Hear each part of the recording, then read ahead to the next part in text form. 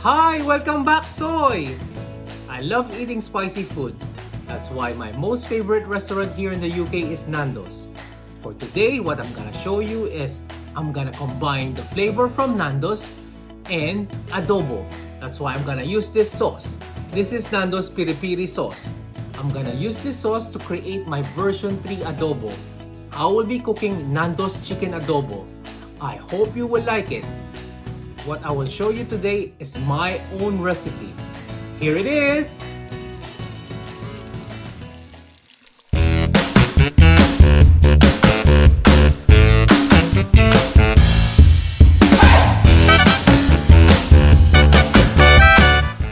Okay, Soy! For our Nando's chicken adobo, we'll be needing lemon, and then garlic, and then onions. This is about 2 medium-sized onions, bay leaves, ground black pepper, sugar, salt, half cup of soy sauce, half cup of vinegar, half cup of Nando's piri-piri sauce, and then of course 1 whole chicken, which I will chop in small pieces in a minute.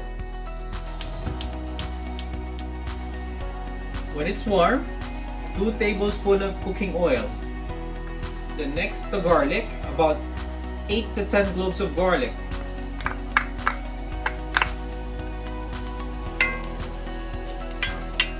Once the garlic is tender, I put the onions, 2 medium-sized onions chopped. Once the onion starts to look transparent, I'll put the chicken, chopped chicken, Soy. Then the pepper,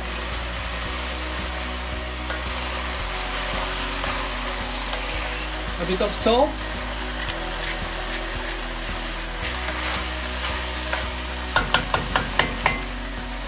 four bay leaves, and I forgot to mention about butter earlier on, 2 tablespoons of butter. And then cook this until the chicken renders some fats.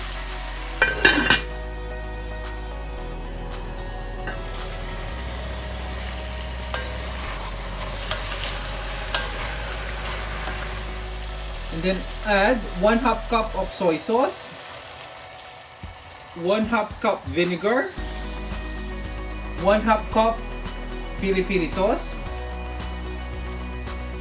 2 tablespoons of sugar, and then mix it, Soy. And then let it cook for 25 to 30 minutes on medium fire. So after cooking it for 15 to 20 minutes, remove it from the pot and then put it on a baking tray.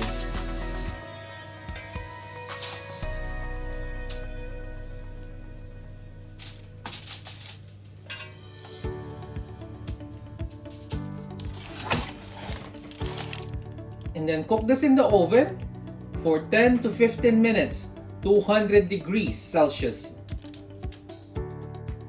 So after 15 minutes of cooking in the oven, and then put them back in the pot.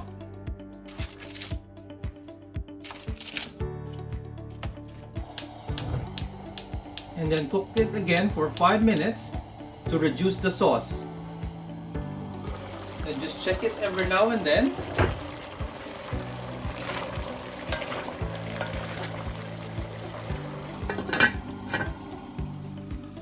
After 5 minutes,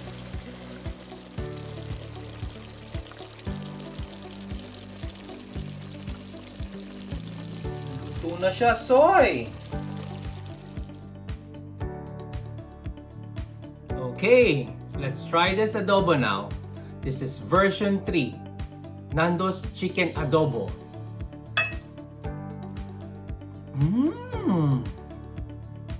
Manya-manya, Soy! What I like with this recipe is it has a balanced flavor between the vinegar, the soy sauce, and the Nando sauce. I hope you will like this recipe as well, Soy. Thank you very much for watching, and please come back. Bye!